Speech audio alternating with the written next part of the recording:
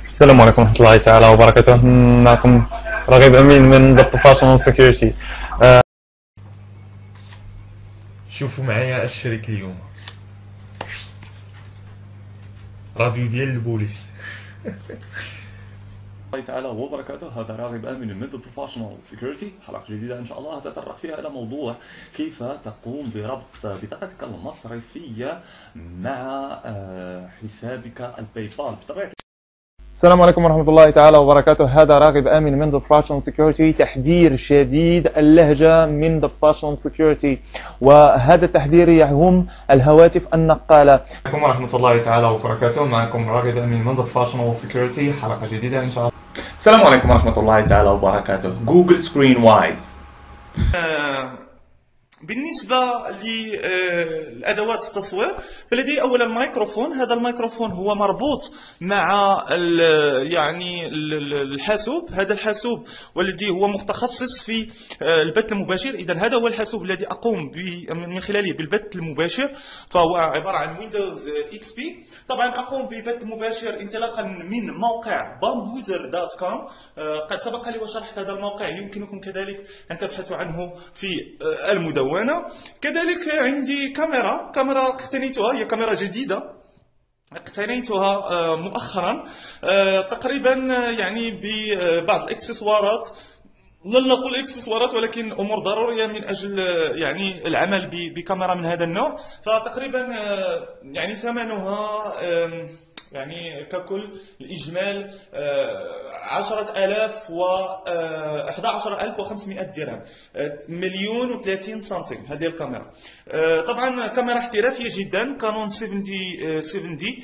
فهذه الكاميرا قبل أن أبدأ نصور بها الحلقات بالجودة العالية أو بالدقة العالية، فكنت أصور الحلقات بواسطة هذه الويب كاميرا كما تشاهدون معي.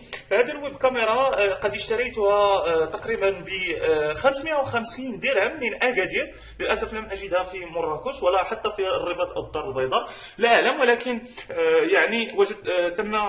أو اقتنيتها من أكادير. وأشكر الأخ ياسين لأنه هو من استطاع أن يراسلني بهذه الكاميرا وبهذه الويب كاميرا. طبعا هذه الويب كاميرا صورت بها العديد من الحلقات، انطلاقا من الحلقة 400 إلى الحلقة 700 أو 800. نعم. كاميرا جيدة جدا، وأنصح أي مبتدئ يمكن أن يستعين بهذه الكاميرا الويب كاميرا، لأنها تصور بدقة عالية. ولكن إذا كان عندك بانتوم 4 فلا أنصحك بشراء هذه الويب كاميرا، لأنها طبعا لن تعمل بشكل جيد. إذا الويب كاميرا اسمها لوجيتك C310. لوجيتك C310. أعتقد أن ثمنها سيكون نوعا ما الآن قد انخفض، لأنني اشتريتها قبل 2 أعتقد. أصور بهذه الكاميرا. سأريكم هذه الكاميرا، هذه الويب كاميرا. هذه الويب كاميرا هي من الويب كاميرات التي ابتدأت بها مشواري في مدونة المحترف. فهي قد اشتريتها ب 50 درهم من الخردة. نعم، 50 درهم من الخردة، وصورت بها أزيد من 300 حلقة. نعم، 300 فيديو. فبواسطة هذه الويب كاميرا هي ذكرى لا تنسى ومجموعة من اللحظات التي عشتها، لهذا لازلت أحتفظ بها. فهي كاميرا بالنسبة لي لها أكثر من دلالة. إذن هذه هي الكاميرا التي كنت أصور بها إلى حدود الحلقة 300 أو أكثر من الحلقة 300. السلام عليكم. قبل كل شيء، أولا أنا لا أتحدث باسم المغاربة، هذا رأيي الشخصي فقط، رأيي في خدمة ستطرحها شركة اتصالات المغرب. واش هاد الناس مخاوين الجين ولا شي حاجة؟ الله أعلم. يقدروا يكونوا خصنا طبيب نفسي وفقيه. الصراحه فقيه يكون على اليمين والطبيب يكون على الشمال. السلام عليكم ورحمه الله تعالى وبركاته. في هذا الفيديو لا احاول ان اسوق لك فكره انني غني او انني اربح المال الكثير وانني اعيش حياه الرفاهيه واتفشخر عليك. وليس الهدف من هذا الفيديو في النهاية أن أطلب منك أن تشتري مني الدرس السحري الذي سيغير حياتك أو تشترك برابط. هذا هنا مكتب المحترف على بركة الله. إذا هذه عندما ندخل المكتب على هذه الشكلة، هنا نجد بعض الشهادات والدبلومة التي حصلت عليها، هنا كذلك هذه صورة تم رسمها لي من طرف أحد الإخوة المدينة، يعني هذه من أحد الطلبة في جامعة بمدينة القنيطرة. صورتي مع سمو الشيخ محمد الراشد المكتوم أثناء تكريمي بجائزة رواد التواصل الاجتماعي.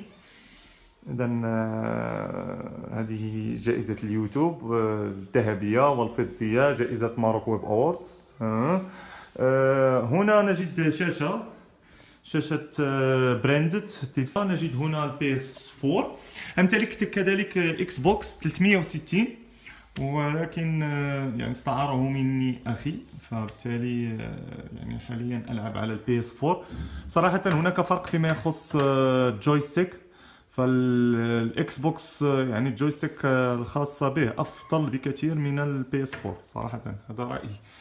فهنا نجد روبوت. هذا عبارة عن روبوت يلعب دور كاميرا مراقبة، فهو يراقب المكتب وأراقب من خلاله كذلك المكتب عندما أكون بعيد عن المنزل.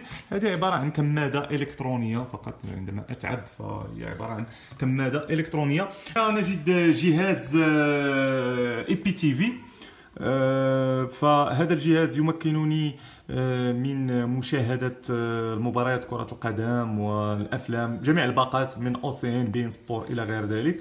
هذا الجهاز اشتريته وإن شاء الله سأقوم بعمل مراجعة له في وقت لاحق. كذلك هذه عبارة عن ريموت الكنترول الخاصة به. هذه الريموت الكنترول يعني يمكن أن ترسل أوامر صوتية، يعني انطلاقا من هذا، يعني يمكن أن تتحدث مع الجهاز انطلاقا من هذا الباطن. على العموم سأرجع إلى هذا الموضوع في وقت لاحق. هذه عبارة عن ريموت كنترول، يمكنني أن أتحكم في جميع الأجهزة عن بعد، وحتى إذا كنت خارج المنزل بواسطة هذا الجهاز. إذن نأتي هنا. هذه كاميرتي، كاميرا تسجيل 7D. غيرت اللينز، هو اللينز الجديد. مكتبتي، هذا عبارة عن درور. نعم هو يشتغل، ولكن لا أستعمله هنا في المغرب لأنه أصبح محظور. هذه بعض من الكتب، كنت شاركتكم بعض الكتب. هذه عبارة عن شاشتين ماك ديسبلاي، شاشتين كما تشاهدون. وهذين الشاشتين عندي هنا ميكروفون تكنيكا، أوديو تكنيكا المعروف. كذلك بريسانس، عبارة عن كارت بطاقة صوت خارجية.